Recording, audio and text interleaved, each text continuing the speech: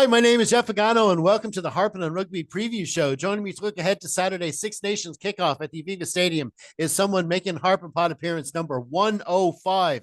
Welcome back to Mr. Neil Keego Keegan. It is Christmas time. I hope you are well. Indeed, Sixmas is the best time of year. Well, before we look back at this, or before we look at this opening match, Keego, maybe you can give an overview of how you feel Ireland's chances are as we look to win what would be an historic third title in a row.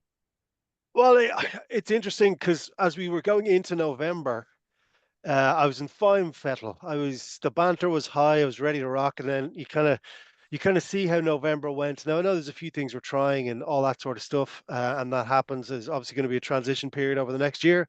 Um, and then I saw this squad selected for the Six Nations. I was like, oh, I'm interested now. I'm back. I'm back in the game. And then the team selected for tomorrow. I was thinking, yeah, I can dig this. I can, we're blending the experience that is still there with, depending on the game we want to play. So, very athletic back row. I have a good feeling about it. I don't think there's a grand slam in anyone this year.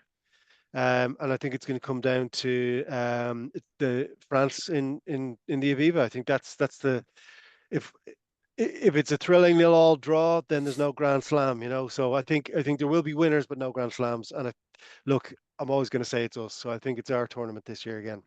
Fair play. I mean, my gut is telling me France, but you never trust my gut anyway. No, but my reasoning is it's not even from Ireland's side of it. I think France are just going to have that little extra motivation because the way the last couple of years have gone and they haven't won anything. Yeah. You can't really count the sevens at the Olympics in that, but they're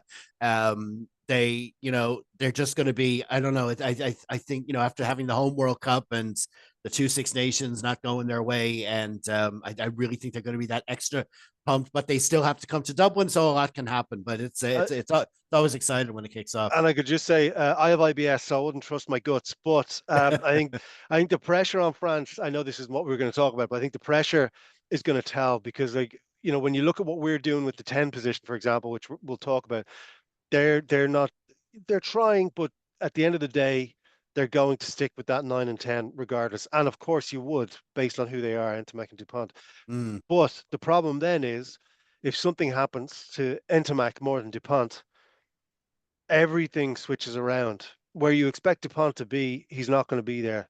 And that affects the rest of the team. So, we were in a similar thing. I've been going back and forth on social media about we were married to tens for long terms of time, long periods of time. And we're trying to move away from that. We're trying to say, look, it's not about one person owning that jersey. It's about what game are we going to play because they're different players. Mm. There's two specialized tens there with one right there with them, all pressure players, all good players. That's what we are learning. Whereas France are very fantastic, obviously, but if something happens to the 9 and 10, and I think there's one of the wingers and one of the fullbacks, if something happens there, it's going to be interesting to see how they go. But it's going to be a great tournament regardless.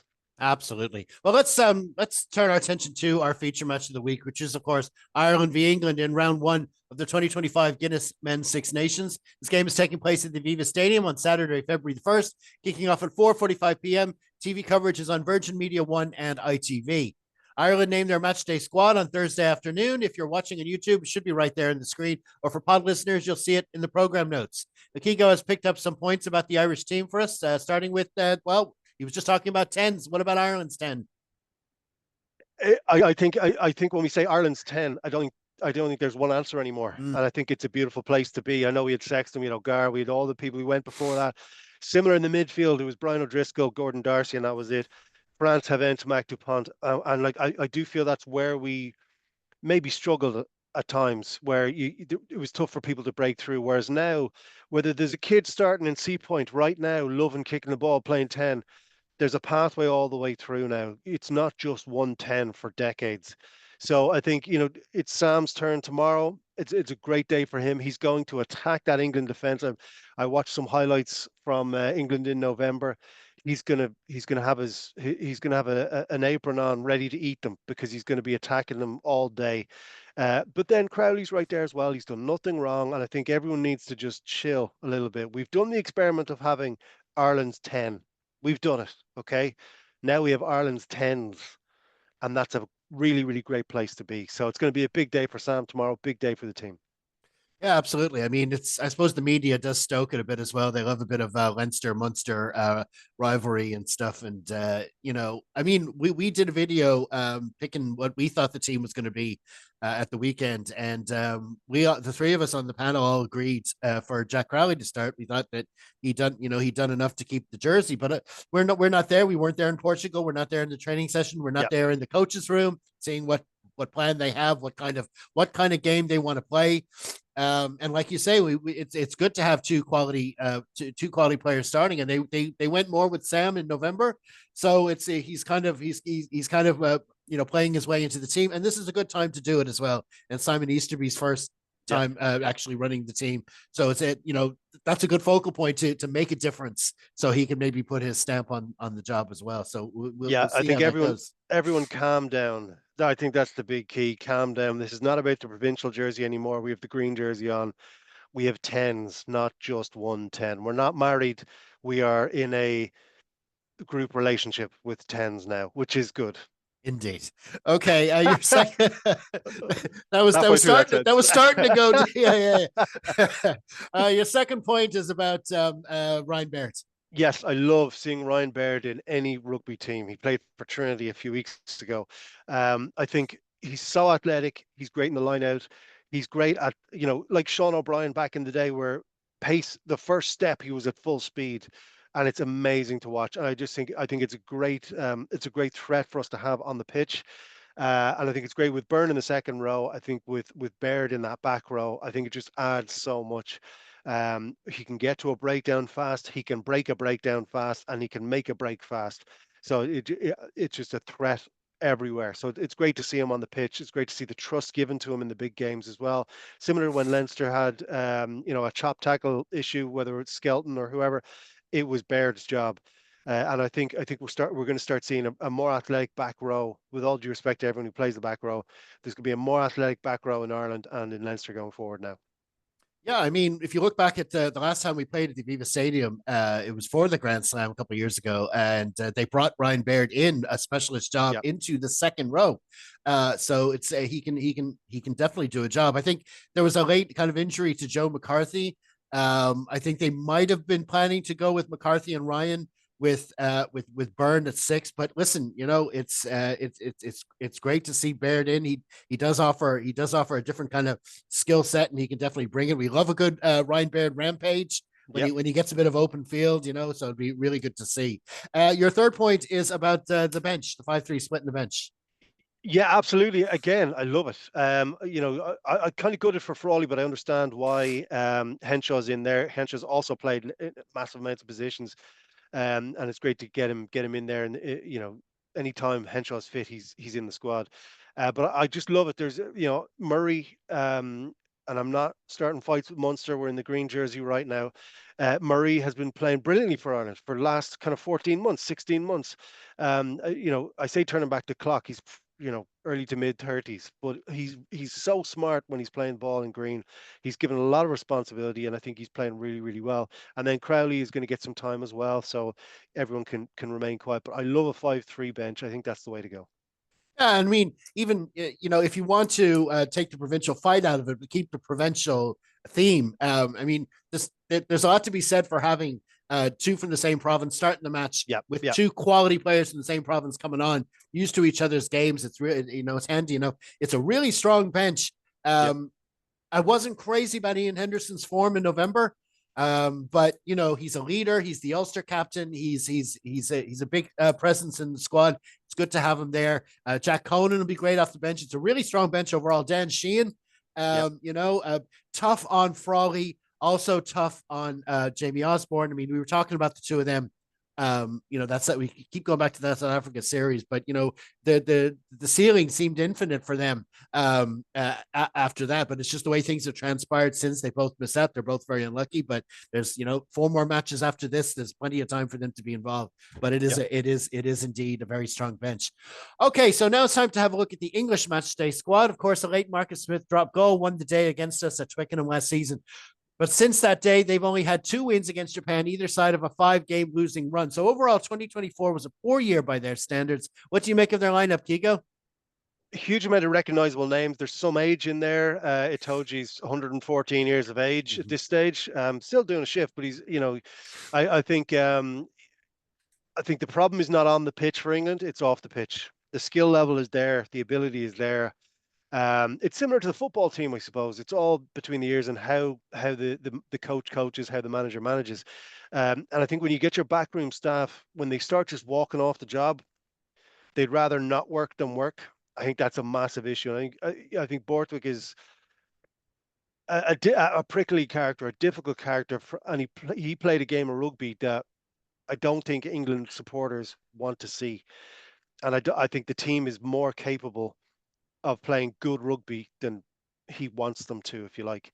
And I think that's gonna cost them on Saturday. I think Ireland are looking at that England team saying, yeah, a lot of recognizable names, a lot of skill, but they're handcuffed, and they're there to be taken. Yeah, I mean, you can see the way England will want to mix things up and try to be different. But on the other hand, the way you're going to play against an Ireland team is you're going to have to frustrate them. It's important, especially on our patch, to come and stop us playing our game. So they're going to try.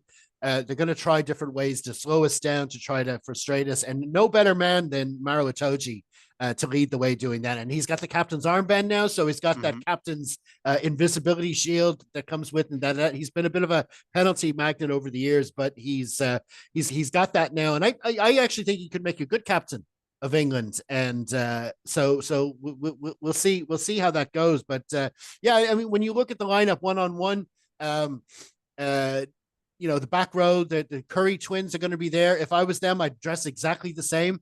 I saw an article there during the week about how do you tell them apart? Well, the way it's Ben Curry is that he's the one that's not Jack Willis. He's still a gaping hole in their team. I don't know why they don't pick him, but listen, that's their choice. But listen, a lot of quality names in there. They've all done well in the Premiership. We'll see how they come together on Saturday. Yep. Just one last thing. The Premiership is not good. Yeah. And the problem is they are playing the Premiership week in and we get, for the most part, so they're playing bad rugby, Yeah. in comparison to the league and in comparison to the top 14. And that's the type of stuff that cost them. They tried to, a lot of teams try to buy stuff. You always get caught out with that when you listen, as my accountant always says, if you spend more than you make, you're always going to get in trouble. And it's all creeping up on them now on all of their teams.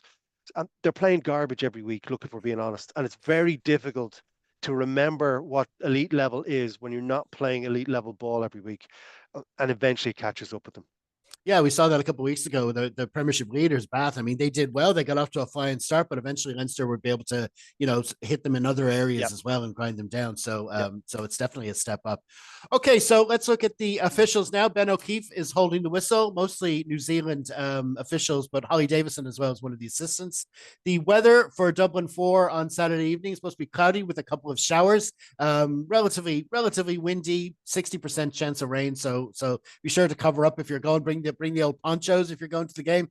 So Keego, now it's time to look at one of the other C matches this weekend. Which other one stands? Yeah. Yeah. So I Friday night ball, I love it. France and Wales tonight. It's going to be brilliant. My issue is it's an opportunity for France to frighten everybody, because we know where Wales are. It's not nice, and France are at home. It's in France tomorrow, isn't it? Yeah, Or yeah, tonight? Yeah. yeah. So France are going to steamroll them. It's going to be massive, and it's going to be a really.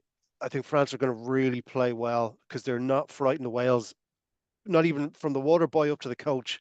They're not frightened of any part of it. They're probably more frightened of the coach bringing the Welsh team to the stadium than the coach of the Welsh rugby team. And I think it's going to be a cricket score, and it's going to be France showing the competition this is what happens. Because next time people play Wales, it's not going to be that score because Wales are stubborn. They're going to start fighting from tonight on. But Friday night ball, I love it. Yeah, absolutely. Welsh lambs to the slaughter Yeah. is it definitely looks like that. So that's on Friday night, and then Scotland v Italy on Saturday is at 2:15 before the match at the Aviva. Now, of course, meanwhile in the men's under 20 Six Nations, this kicked off on Thursday evening down in Cork, and unfortunately, despite having a two-man advantage at one point, Neil Doak's Ireland just could not find a way to cross the English line as they began their campaign with a 19-3 loss to the defending champions.